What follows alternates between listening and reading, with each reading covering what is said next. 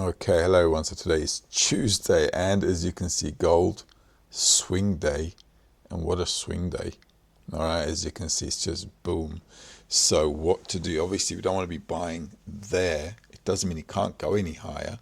It's just that a bit of a pullback would be nice, you know. So what are we going to do? If we take a look at the weekly, it's just going up. There is room to go up. Can we follow it? I think we can. We just need to have it come back into the right place. This is your 37.5 zone. So if you put your Fibonacci up there, you don't have to have all these lines like I have. You just need the high, low of the previous day opening, and the daily, weekly pivot is fine. The rest, you just slap a Fibonacci on there, okay? And then pull back into a gap fill, which is this rectangle I've highlighted here. So if the market comes back down here or into the weekly pivot, it's okay to buy, because as you can see here, the good buy kiss is going to be set to 27.85, okay, 27.85, 27.80, and that's all the way back down here. So if we do fall down, yes, we can kind of get in there, okay. Can the market go in, earlier than that? It can. So in order to buy, there's a gap here, which is the daily pivot. So the daily pivot zone is okay to get in, okay, but it's like that 62.5, okay, which is not the favorite. So coming back into this 37 and then the good buy kiss on the daily is, acceptable to buy again. That'd be good to buy again, all right? But if the market dips down, you see I've drawn a channel here, high, low, okay? So that, is also, if the market comes down here, impulse wave, what's that? A flag formation, okay, going down. So if you want to buy on the downside, where the daily pivot is along that line, it's like okay to do so as well. If you match your price and time and it's a logical place, then it's okay. All right, and you can follow that up again, but ideally that weekly pivot would be so good. If we came all the way back down here, we just go long again. All right, let's take a look at euro dollar. Let's take a look at the daily. Now with the euro dollar, remember, we're looking to buy, okay? We're looking to buy, mind you, I just had a sale in at the trading hours, okay, which is, I'll show you why, okay. As you can see, I've done a bit of a dissection here, all right. So market does an impulse wave, okay, flag formation. Inside that flag formation, you see the runner. So you see the daily pivot there. You see how tight the stop loss is, take profit 1, okay. So if you do the timing, because this was the timing, I put a 1 bar stop loss. So all we have to do is just follow it through. It was a very tight stop loss. Not the best of entries, okay, ideally. But however, there's a gap fill here. So I figured, it's giving us the impulse, the flag, the, what you call it, the runner. So, we can pretty much go in there. It's not a problem. At the end of the day, on the euro dollar, okay, today is a swing day, okay? So that for us is important. If the market comes back down, which I've located a few places that it may come into, okay, we're either going to come back, stop sweep and go up, or we want to pull back into this zone. Obviously, I really don't want to buy where there are, when the market is higher than the gaps, okay? So we want to fall into a place where there's a decent retracement and the market is pushing. This is why the first target is there, where the stop is more than covered, okay? It's like 1 to 1.5. You can see it's really tight. You can probably understand from the examples I also give. I don't like, long stops. I don't like stops that are stretched out. If I'm wrong in timing and price, I don't want to be in there anyway. Okay, so there's no need to hang about. And that's basically it. So we can come back into this zone stop, sweep, and then go back up, or it could be somewhere in the mid range here. In any case, euro dollar, okay, would like to kind of like pull back, fill in any gaps, dip back down into this red line maybe, which is the 1.0284, dip down a little bit, and then, see how we go. All right. But you can see the market filled in that little gap there. Okay. And now it's retracing. So now we want to fill in the short-term gaps. Okay. And if we fill in those short-term gaps, the market may be ready to buy again, which is what we're looking for. All right. And today being a swing day, if we come back down to the lows, do a double bottom or slightly lower, taking stops out, I don't mind going long again. All right, so we'll see how that pans out for us.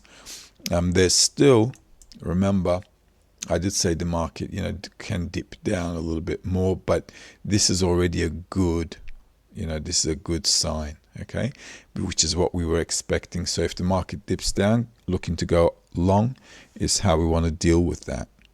Let's take a look at SP 500. Now with the SP 500, as you can see,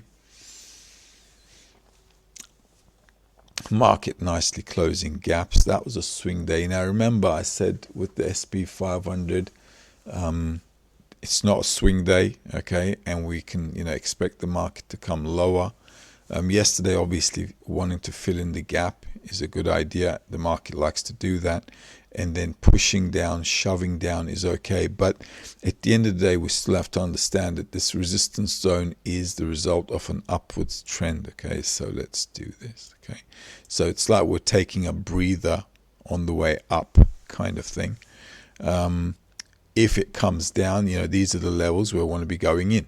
All right, so if it comes back down, we'd like to be going long on swing days for these situations from these levels here.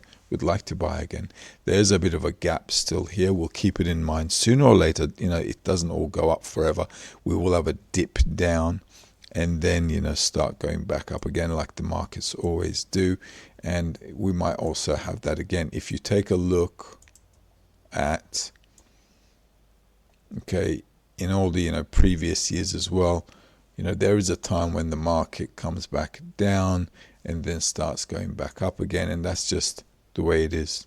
All right, so I don't think there's much to talk about there. That's just how it is. So if the market does come down, we'd like to go up again. If you want to sell the highs to push down, it's okay to do so as well at the trading hours. Okay, and also if I do this, all right, you can see the market yesterday at the trading hours was a buy. Trading hour, trading hour, trading hour. I was in this trade. I got stopped out here because my stop loss was above the entry after I covered the trade. I posted that in the members area, so it should be in there. Okay, a little bit unfortunate, but it doesn't matter. I tell you why, because the first part of the trade covered itself, and then I moved the stop loss above entry. So both trades were in a profit, which is fine. Okay, and on top of that, 2% a day is not a bad thing. Because I'm taking 2% risk per trade. It's not a bad thing to do. But it would have been really, really good if I didn't get stopped out. One other disadvantage I have is because I'm 8 hours away from New York. So 8 hours away from New York is a problem, because by the time, these things happen, that's it. Like, it's late afternoon for me. So I really have to, focus. I really have to kind of I don't know. It's just harder than being in that morning routine. Okay, but what can you do? That's life. Okay, but for the European zone, I'm in a good zone because yesterday that's where I traded, in the London zone. They already made me profit. So, and this was, like I said, it's a bit, unfortunate, but things happen. So not much to talk about. What to do with the SP 500? Well, we can wait for those swing days to happen, okay, and just hang in there, sit tight. If the market comes back down again, today's a swing day for Tuesday and Dow Jones. Okay, so if they push down, make lows, we're okay. We'll check them out. With the SP 500, like I said, I rather wait. Okay, I rather wait. I don't think we're in a rush. Also, we're in between levels here. So I'd like to buy from the lows. If we dip down, we can go long from here. And the tops are okay to sell, like I said in Bitcoin as well. Remember, I made the same comment in Bitcoin. I'm going to sell the highs and buy the lows. And right now, we don't have a swing day here. So just sitting tight might be the best option. Let's take a look at Dow Jones. Okay, so in the interim, my euro dollar first take profit was hit. So we'll see how that second one goes. Okay, come on, Dow Jones. Right, yeah. Also, for those of you who've taken timing from me, you can check out your clock to see why the market is pushy right now. Okay, see why that's happening? It's happening with the euro dollar as well. It's pushy. Check out your clock. Okay, because you'll see then why it's happening. Now then, Dow Jones. Okay, so market goes up and then now we're coming down. Let's see. Let's take a look at the weekly again. So this zone, like I said, it closed all the gaps last week. So this week, maybe we'll have a bit of a reversal. Market pushes down, swing day. So going back down after a good buy kiss is in order. Okay, like I said, the highs should be sold. So coming back down is okay. Dow Jones has a swing day today. All right, so this might be actually that swing day. Okay, so Friday, another swing day here, which is a Tuesday, all right? And this Tuesday can be an opportunity to push down into the next swing days. So I'm all okay to do that. We can definitely push further down, all right? So on the trade hours, if the market stalls around here, pulls back up in London, and then pushes down, okay, then that's a better sell option, okay? If the market comes down here, stop sweeps, then you got to be thinking twice. Why? Because this is where heavy buying happened. And remember the news. Now, today's a bit tricky with the news because I don't have anything at that hour. What does that mean for you? If you know timing, it means you have to look at the clock if you're going to trade it. Okay? Because I don't have a time. I just don't. All right? So during that period, looking at the clock is going to be really our only option. All right?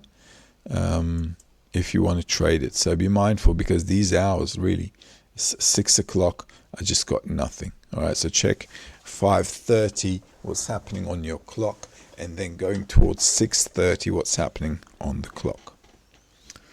So let's take a look. So this is basically, as you can see, it's just rushing down, and this is because of the pushing power at the position of the clock, as you guys know. All right, so let's do that. And this is fine. What to do with this now? Nothing. You just have to sit tight and wait. Okay, maybe you want to wait for London.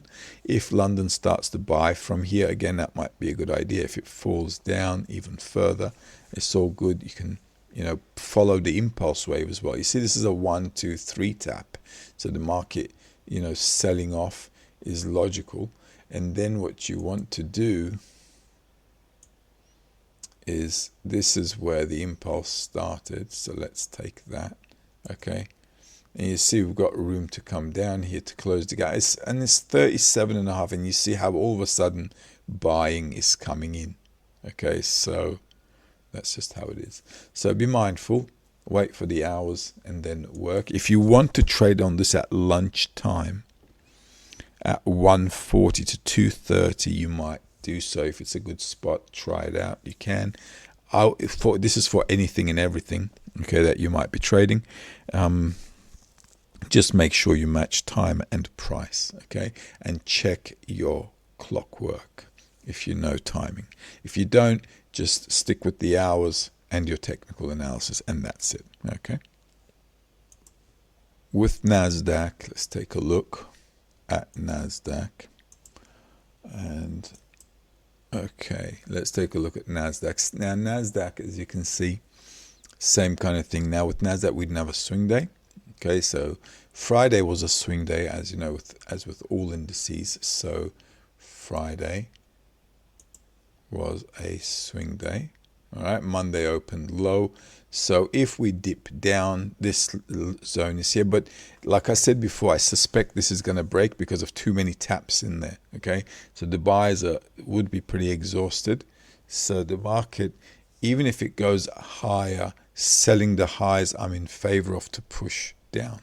Okay, if the market comes to the lows in the swing days, obviously at swing days these lows are okay to look for buys. The support is 38, 20,857 if you're trading it. 20,857 is there. Okay, so around here is going to be your support. As you can see, market filling in gaps as well. Okay, so there's still this buying thing. You can see the 3 taps, 1, 2, 3, ending diagonal. Remember how we worked on that? Okay, and then a big fall down. So if, during those hours the market wants to go up in New York, it's also doable, because if you take a look at the daily, all right, the trend is up. We're in a sideways motion. The market bought. So, buying the low again to go up, it's possible. So if it pulls back down, you can do it, okay? On the weekly, remember I said that is right on top. So on the weekly, one day it just went boom, back up again. So there you go. What to do if it pulls back, like I said, into that zone during the New York session, you can look for it. On the daily, just take this place into account. If we dip into here in a swing day, the swing day, swing hour is okay to trade it up. And that's about it. Okay. Let's take a look at Bitcoin. With Bitcoin as well, remember, with intraday trading, highs you're selling, lows you're buying in that rectangle, which I outlined before. So if you're just using that, you should be okay. Yesterday as well, if you take a look, what happened? Let's give this a second or two. Here we are onto the daily. Okay, the same kind of thing. Remember, with Bitcoin, Monday, Tuesday, Wednesday, right? So we've got a few days here. Monday's a swing day, right? So market comes down right on the rectangle. Okay, it's exactly where we marked in. Remember, this zone is also pretty much, it's bought a lot. If you can, they've been like buying. So now we've got this push up here. The market can still come back down here in the swing days. If we're low on the swing days, you can buy again. If we're high, you can sell again. Okay, this is still a rectangle. Buying the lows are okay. Obviously, the move is up. We're in a sideways position, so buying the lows to go up is logical. It's not a problem. Just because it's intraday trading, just do it with a right price and time together. And one more tap up here, and this could lead to a boom back down all the way into here. Okay, which I don't mind seeing the market coming all the way back down. because you see it's a huge gap. So pushing down into there can be the way to go. All right, so overall, if we take a look at the 15-minute chart, look at that. That's a price level which we talked about before. Market goes up, the same price level now becomes a support, goes up, and then bang down. All right, so we're either going to come back into this zone or that zone, fill in some gaps and go up, or if we come back down here during swing days, you want to take it up again, you can. Okay, buy the low, sell the high, until the market breaks out, and then on the pullback go in the direction of the breakout. That's just how we're going to do it.